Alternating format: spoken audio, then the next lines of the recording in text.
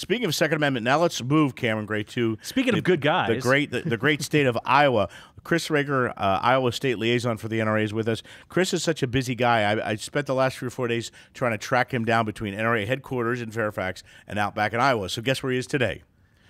Well, maybe he's just blowing you off. Chris, are you that busy, or are you just blowing John off? Let's be honest. You're killing me. You're killing me. Chris, you would never do that, right?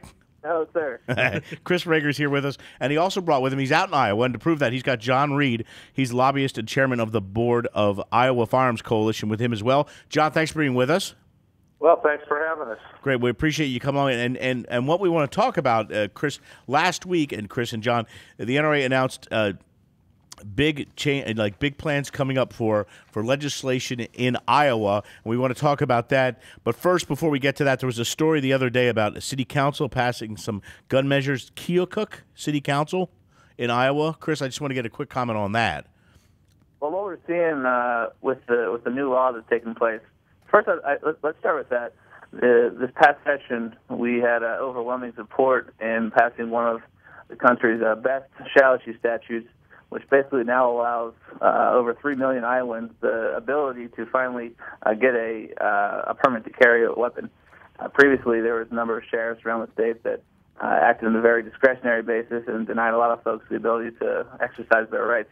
And with the help of bipartisan members of the legislature and Governor Culver, we were able to finally bring Iowa into the shall issue column. And we'd like to expand on that success in 2011. And we've got a pretty healthy agenda that we look forward to working with Awesome. John and Iowa Firearms Coalition and Iowa Sportsmen's Federation and Iowa Rifle and Pistol Association and other gun activists and getting that done. Well, let's start. First of all, congratulations on getting that done. That's great news right there to begin with. And so let's get into it. What's on the agenda for this upcoming session? Well, we have a number of things to take a look at. We're going to try to pass a constitutional provision and bring that to the ballot in the coming years. Iowa is one of only 6 states that don't have a state provision which protects the Second Amendment. So there's 44 states that do have that. We're also looking at bringing constitutional carry to Iowa, so building on NRA successes in Alaska and Arizona. We're also looking to make a few changes to the shall issue bill that we got passed this last session. We're also looking to provide Iowa with stand your ground legislation with regard to the Keokuk situation and a few other city councils. Right. They've been trying to circumvent the preemption statute that Iowa has, the firearm preemption statute. And we're also looking to strengthen the preemption statute that Iowa has on the books right now. We're looking to do some emergency powers reform. We're also looking at a couple of things that we didn't mention in the release, and that would be rifle hunting in Iowa.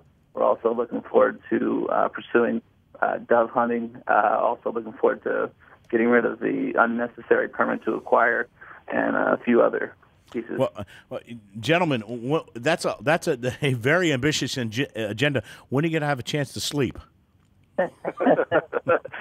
After the session. Very good. So Chris or John, anybody grab this? I kind of rank what's the most important thing for you guys to get done, or what do you think is going to be the most difficult? Sort of rank these for us. Go ahead, John. Well, you can take that one. I'll jump on the just from a personal standpoint. I believe that the enhanced castle doctrine, stand your ground, is probably my number one objective.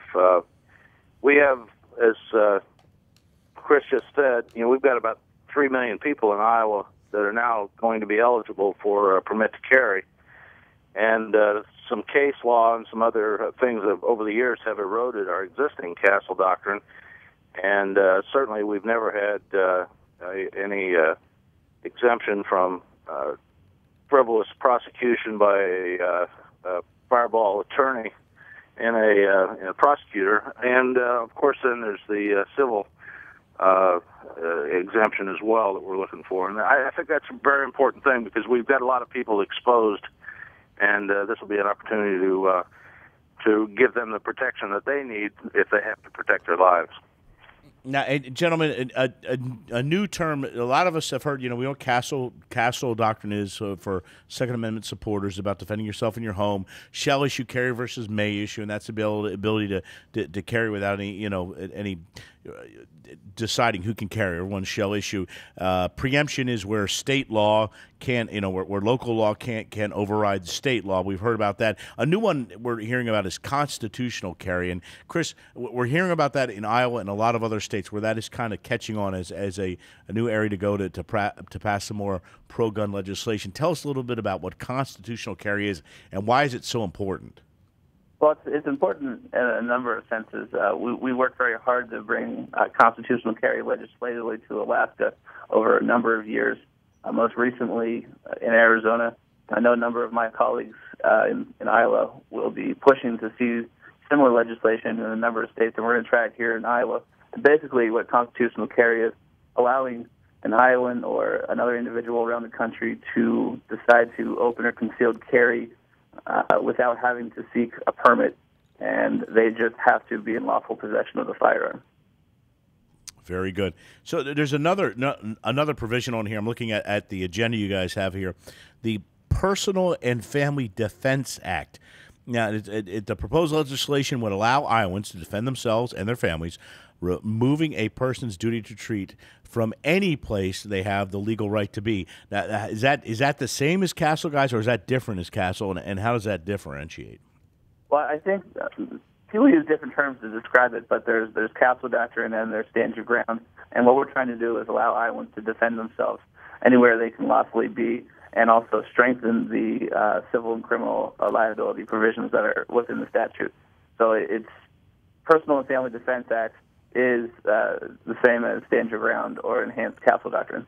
And another one, and it's the last item here on the release, but I think it's one of the most important ones, is emergency powers reform. And that's in a time of emergency where the government can't come in, like it happened in New Orleans. A lot of people said it'll never happen here, but it happened there during Hurricane Katrina, where they came in and said, you know what, we're taking away your firearms for your own safety and putting them away. And that's been a really important issue in a lot of different states. And especially North Carolina right now, too, with what's going on down there. Anything like that. What's your thoughts on that, gentlemen? How does that one rank in importance?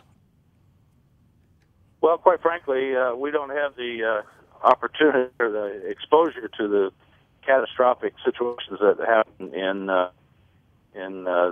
down in New Orleans. However, in Kansas here a few years ago, they had a bad tornado system go through there, and they had a bunch of firearms disappear and a bunch of confiscation going on.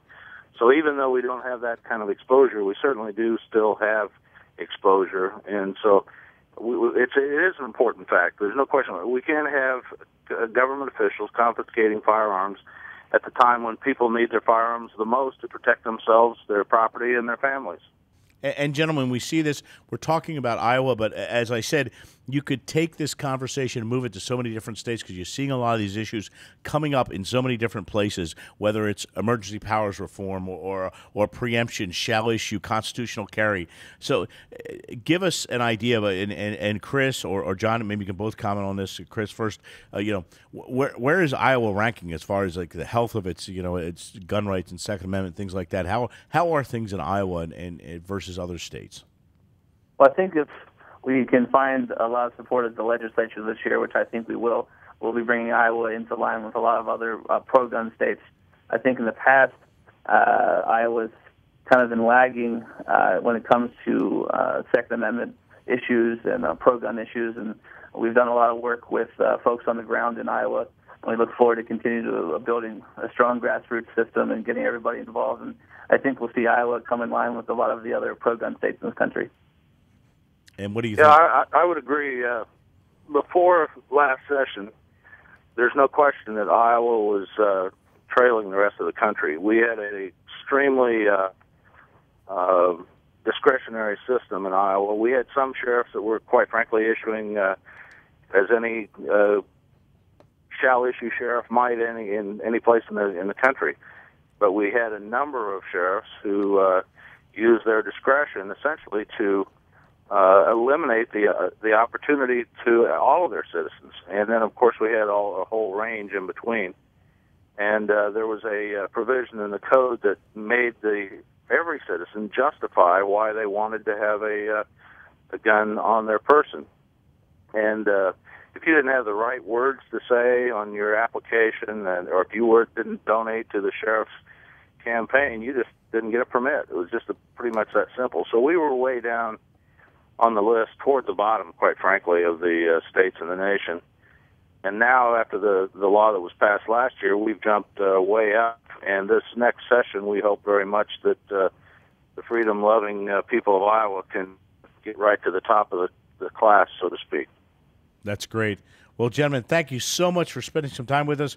Chris, thanks for slowing down a little bit from your busy schedule to talk with us a little bit about Iowa. And we will definitely stay in touch with you, and John, with you as well. Great work you guys are doing on the ground there in Iowa. We appreciate you, and keep up the good work, and we'll stay in touch and sort of handicap this as we go along and we get into it. What's the time frame, before I let you guys go, where all this is going to start happening? When will the ball start rolling on this? January 10th. Go ahead, Chris. And then John got it. January the 10th, we'll be going full force. I'm looking forward for all of our NRA membership, as well as Iowa Firearms Coalition and Iowa Sportsmen's Federation and all the other grassroots and gun activists out there to come together as one voice and push this agenda forward.